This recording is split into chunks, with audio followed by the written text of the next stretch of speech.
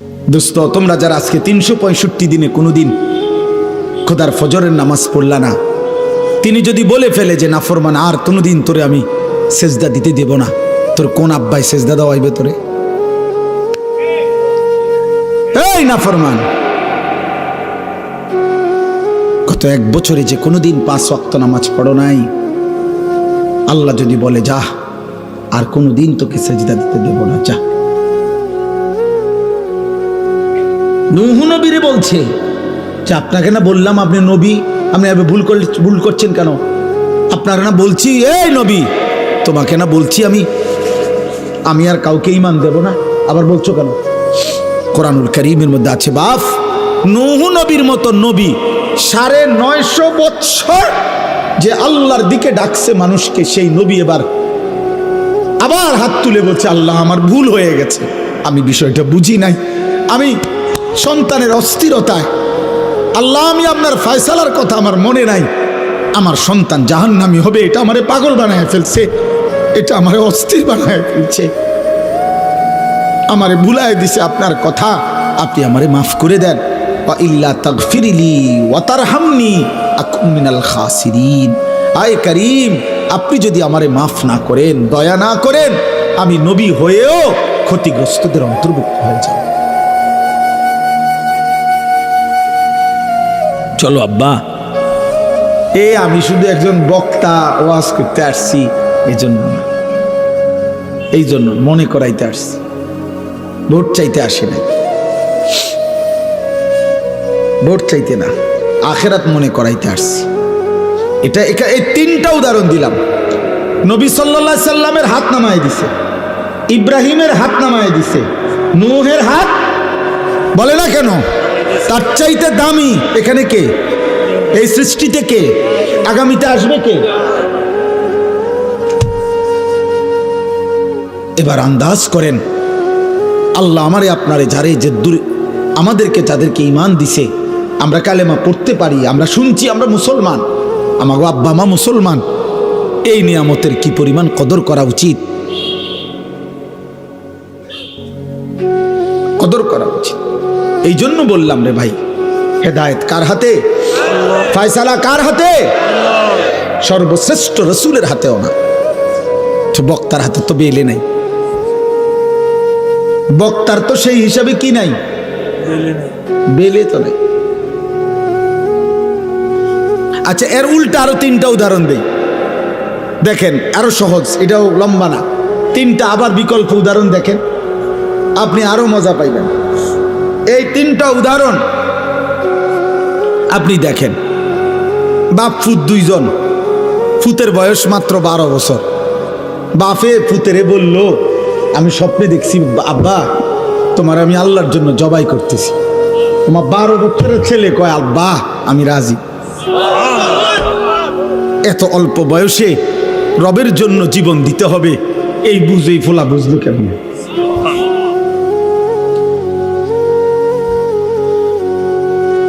আল্লাহ বলছে দেখো তো এবার ইব্রাহিম আবার ইসমাইল, আমি আল্লাহ 2 জনকেই পূর্ণ ঈমানওয়ালা বানায় দিলাম, এটাও আমার ফয়সালা। আচ্ছা, এবার আবার শুনেন, 10 বছরের একটা ছেলে, সে 10 বছর বয়সে বাড়ির থেকে তার ভাইরা তারে বাইর করে দিয়া কূপে ফেলে দিছে। সে 10 বছর বয়সেই বাবার থেকে বিচ্ছিন্ন, মার থেকে বিচ্ছিন্ন। এরপরে একটা বাজারে কৃতদাসের মতো বিক্রি হয়েছে। একটা বাড়িতে যারা সবাই ছিল মূর্তি পূজক, যারা সবাই প্রতিমার পূজা করত, এই মূর্তি পূজক ফ্যামিলিতে এই ছেলেটা 10 বছর বয়স থেকে বড় হয়েছে, যেখানে তার মা নাই, বাবা নাই, দাদা নাই, দাদি নাই, নানা, চাচা, মামা, ফুফা কেউ নাই, ঈমানের কোনো পরিবেশ নাই, কেউ নাই। একটা মানুষ তাকে লা ইলাহা ইল্লাল্লাহ শোনাবে এমন কেউ ছিল না যার। কিন্তু 10 বছর বয়স থেকে কুফুরির ঘরে বড় হয়ে এই যুবক যখন প্রাপ্তবয়স্কে এক সুন্দরী রমণী তাকে যখন জিনার জন্য ডাকছে, যুবক তৎক্ষণাৎ আল্লাহকে ডাক দিছে। কে তারে শিখাইলো? মালিক।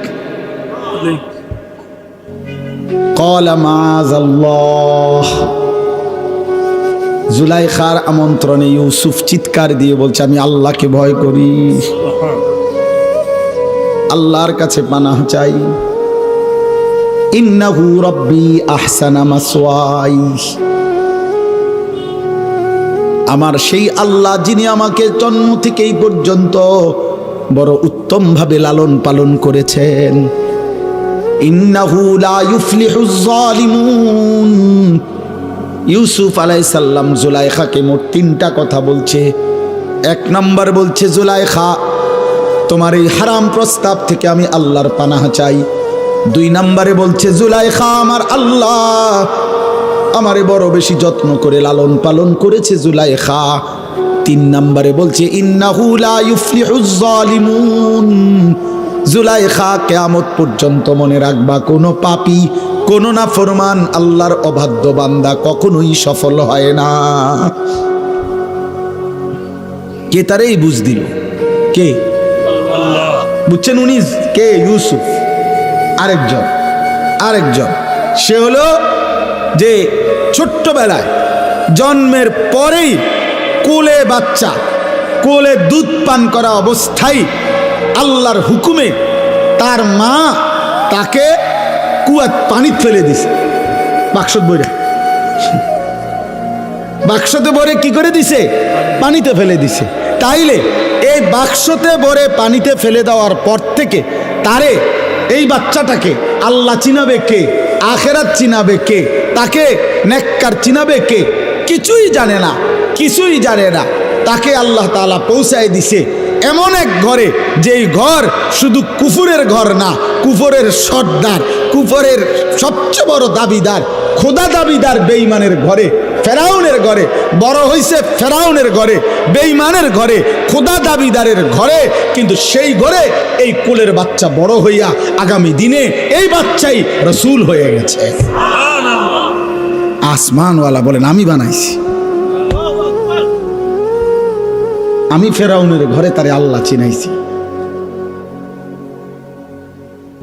আমি জুলাইখার ঘরে তারে আল্লাহ চিনাইছি।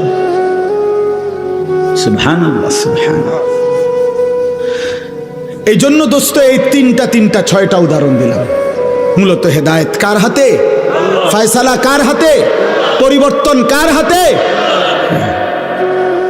কিশোর ভাই, যুবক ভাই, বয়স্ক ভাই, পর্দার আড়ালের মা বোন, প্রত্যেকে আপনাদের সবার কাছে আমার অনুরোধ, আমি আর লম্বা করতে চাই না।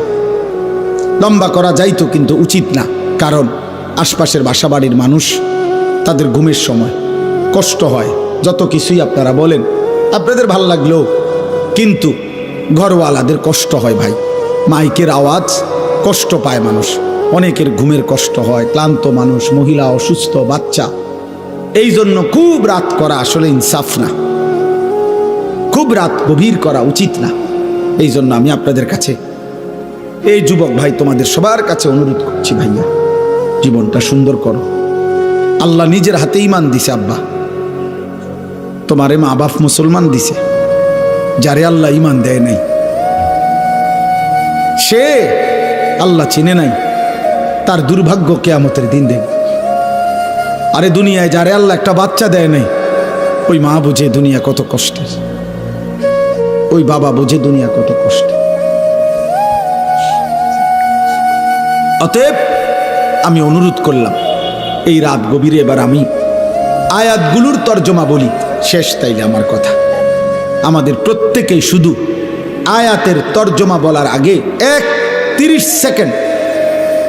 সেকেন্ড আপনারা প্রত্যেকেই নিজ নিজ জায়গায়, আমিও, আপনারাও ভাববেন শুধু একটা জিনিস, যে চোখ বন্ধ করে দেখবেন। 30 সেকেন্ড শুধু একাকী নিজের কল্পনা করবেন যে আমি এখন যে অবস্থানে আছি, আমার জিন্দিগির গুনাহ বেশি নাকি নেকি বেশি। বুঝেন না হিসাবটা? এরপরের সেকেন্ড কল্পনা করবেন, আমি এই মুহূর্তে যদি আল্লাহর সামনে দাঁড়াই আখেরাতে, আমি আমার মালিকরে কি বলবো? কোন তার এই 30 সেকেন্ড কোন? আপনি বন্ধ করেন, চোখ বন্ধ করেন।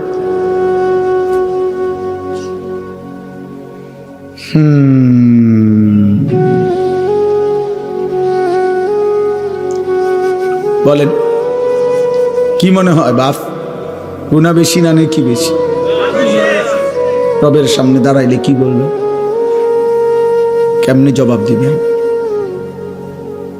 ওয়াকিফুহুম ইন্নাহুম মাসউলুন।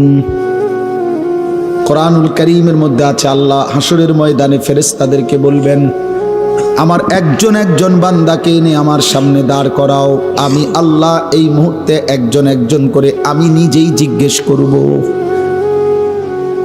আমি জিজ্ঞেস করব, আল্লাহ জিজ্ঞেস করবেন। আল্লাহ, আমার কাছে কিতাব আছে ওয়াজাআত সাকরাতুল মাউত বিল হক, এই কিতাবে লিখছে একজন বড় বুজুর্গ আলী ইবনুল ফুজাইল রাহিমাহুল্লাহ, এই বড় বুজুর্গ একদিন রাত গভীরে এই আয়াত এটা পড়তেছিলেন তাহাজ্জুদে, ওয়াকিফুহুম ইন্নাহুম মাসউলুন। আল্লাহ বলবেন একজন একজন করে আমার সামনে দাঁড় করাও, আমি আল্লাহ আমি নিজে জিজ্ঞেস করব আমার বান্দাকে, বান্দা আমার 60 বছর আমারে ফিরিয়ে দাও, আমার নিঃশ্বাসের হিসাব দাও, আমার খাবারের লোকমার হিসাব দাও, আমার আলো অন্ধকারের প্রতি সেকেন্ডের হিসাব দাও। এই কথাইটা উনি ভাবতেছিলেন আর মনে মনে ভাবতেছিলেন, হায় আমার রবের সামনে আমি কি বলবো, আমি কি বলবো, আমি কি বলবো। খোদার কসম এই কিতাবের মধ্যে আছে, এই কথা ভাবতে ভাবতে উনি বেহুশ হইয়া পড়ে গেছেন, আর হুঁশ ফিরে নাই, উনি ইন্তেকাল করছেন, উনি মৃত্যুবরণ করেছেন। যে হায় আমি আমার মালিকের সামনে কি বলবো, আমি আল্লাহর সামনে কি বলবো, আমি আল্লাহর সামনে কি বলবো। ওয়ালাউ তারা ইদিল মুজরিমুনা নাকিসু রুউসিহিম ইনদা রাব্বিহিম, আল্লাহ বলে বন্ধু সেদিন আপনি দেখবেন সমস্ত পাপী নাফরমান ঘৃণায় লজ্জায় অপমানে মাথাটা নিয়ে আমি আল্লাহর সামনে দাঁড়িয়ে আছি, অপমানে মাথা তুলে তাকাইতে পারবে। আল্লাহ কোরআনে বলছেন ওয়ায়ুদআউনা ইলা সুজুদি ফালা ইস্তাতিউন, কিয়ামতের দিন হাসরের ময়দানে ফেরেশতা নাফরমান বান্দাকে ডাক দিয়ে বলবে, হে নাফরমান, মোট সারা জিন্দেগির এত লক্ষ সেজদা তোমার মোট ছুটে গেছে, এখন দাও। ওয়ায়ুদআউনা ইলা সুজুদ, সেজদা করার জন্য নাফরমানকে ডাকা হবে। আল্লাহ বলেন ফালা ইস্তাতিউন, 100 বার লক্ষ বার কোটি বার চেষ্টা করে বেঈমান আর একটা সেজদা দিতে পারবে, আর কোমর ভাঙবে না, আর হাঁটু বাঁকা হবে না, আর কোনোই ভাঙবে না। আল্লাহ বলেন খাশিআতান আবসারুহুম, নাফরমান তখন মাথা নুয়ে ফেলবে, তার হাকুহুম জিল্লা, লজ্জা আর অপমান তাকে ঘিরে ধরবে।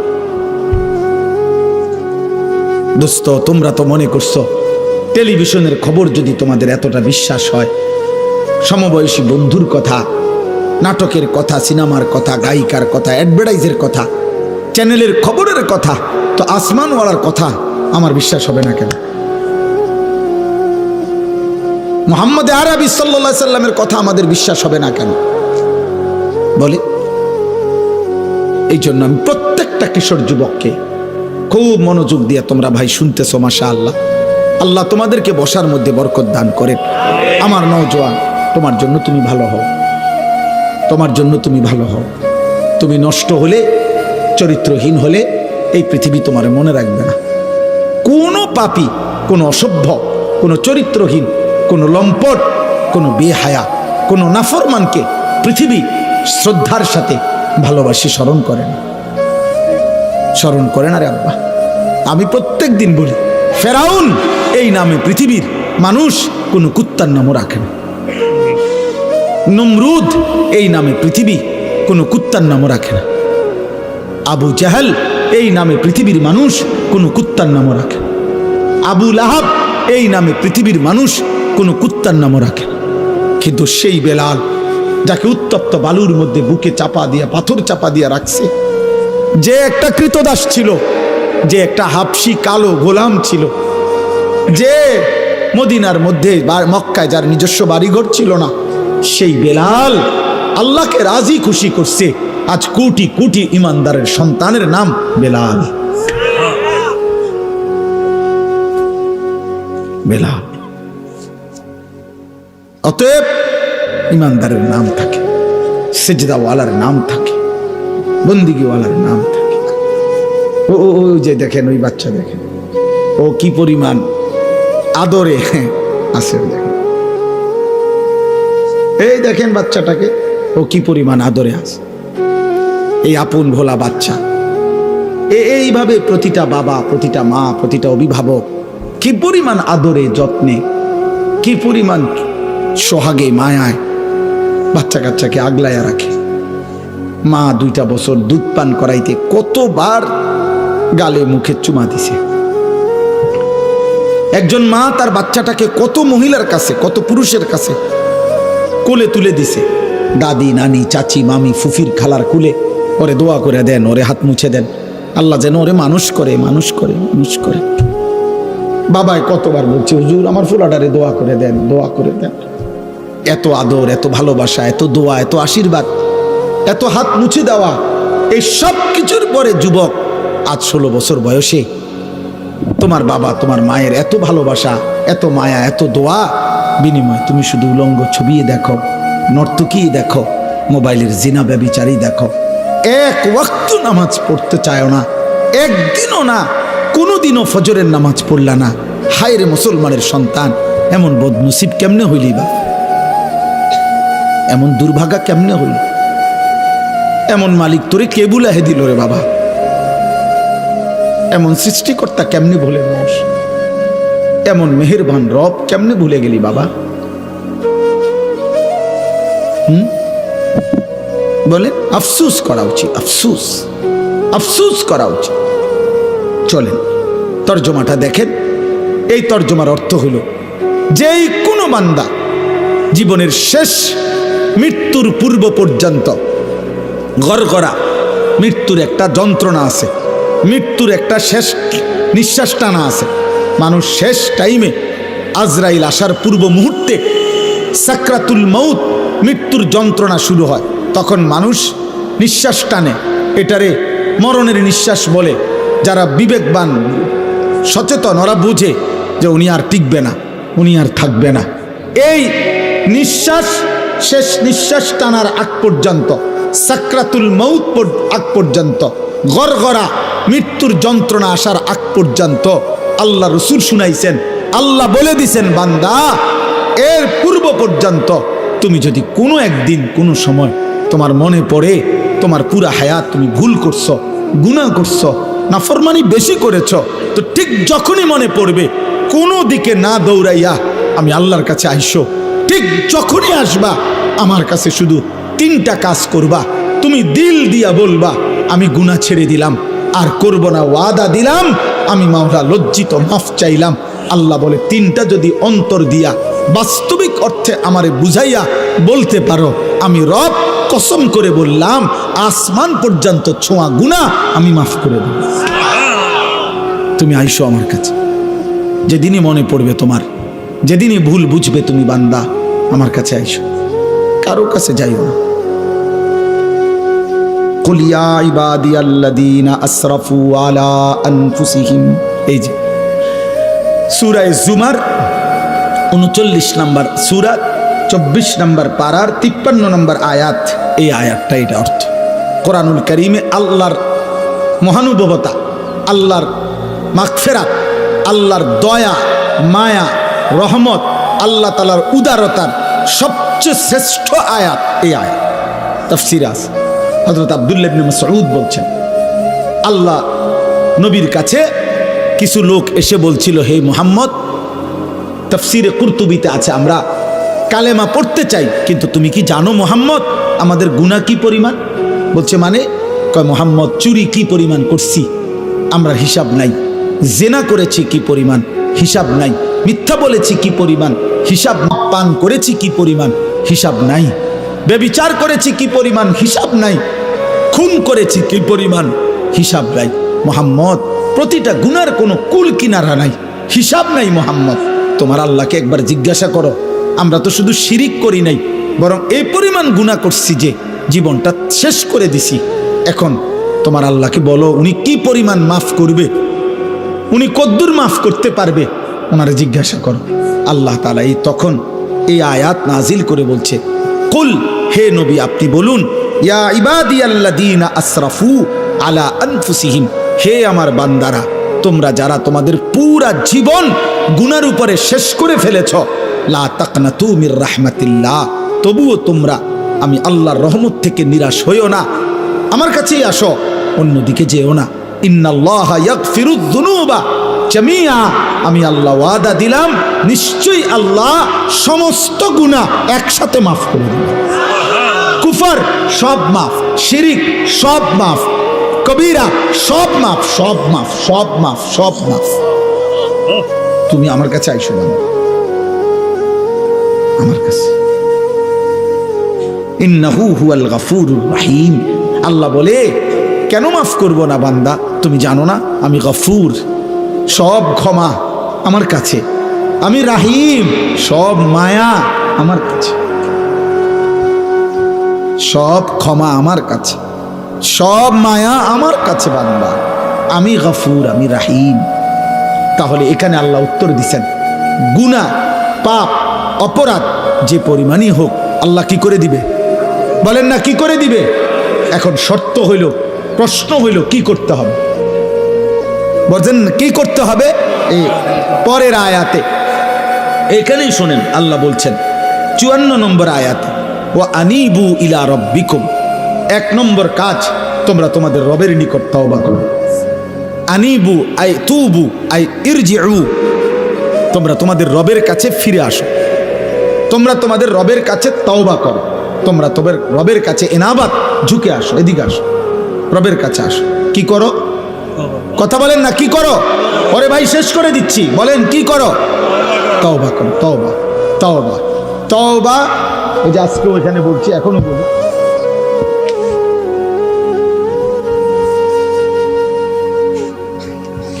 শায়েখের মতো বুঝাই দেয়।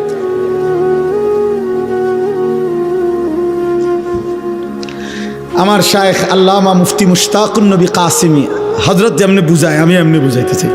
হযরতে এইভাবে লিখে বুঝাইছেন যে এই যে চ আকার চা, এটা কি চা, এটা লিখছি না চা, তো এটাই তো চা, ঠিক না? না, এটা চায়ের শব্দ। চা কোনটা? চা পাতা, চিনি, ফানি, তিনটা মিললে যেটা হয় এটা চা, এটা চায়ের শব্দ। এই জন্য তওবা, এটা তওবার শব্দ, আস্তাগফিরুল্লাহ এটা তওবার শব্দ। কিন্তু তওবা হলো 3 জিনিসের নাম। 1, পূর্বের সব গুনাহ ছেড়ে দেওয়া। 2, আর করব না ওয়াদা দেওয়া। 3, লজ্জিত আর অনুতপ্ত হয়ে আল্লাহর কাছে ক্ষমা চাওয়া। এই 3টা একসাথ করলে যেটা হয় ওইটারে কয় তওবা। ওইটা যদি সত্যিকার হয়, ওইটা যদি দিল থেকে হয়, ওইটা যদি বাস্তবসম্মত হয়, আল্লাহকে তো আর ফাঁকি দেওয়া যাবে না। যাবে? আল্লাহ ভিতর বুঝেনি, আল্লাহ অন্তর বুঝেনি, আল্লাহ দিল বুঝেনি, আল্লাহ বাস্তবতা বুঝেনি, আল্লাহ তাআলা সব জানেনি, আল্লাহ আমার খাসিয়ত জানেনি। এই সত্যিকার দিল থেকে প্রকৃত অর্থে এই 3 কথা যদি কেউ বলতে পারে, আল্লাহ গুনাহ আমি ছেড়ে দিলাম, আর করব না ওয়াদা দিলাম, লজ্জিত আর অনুতপ্ত হয়ে মাফ চাইলাম, খোদার কসম আর শাজিম নড়ে উঠবে, মালিক বলবে আমি মাফ করে দিলাম।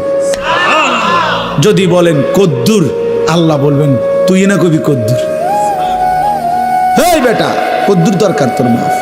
আসমান ছোঁয়া মাফ, সমুদ্রের ফেনা পরিমাণ মাফ, হিমালয় পর্বতের উচ্চতা মাফ, মাফ, জমিনের বালুকণা পরিমাণ মাফ,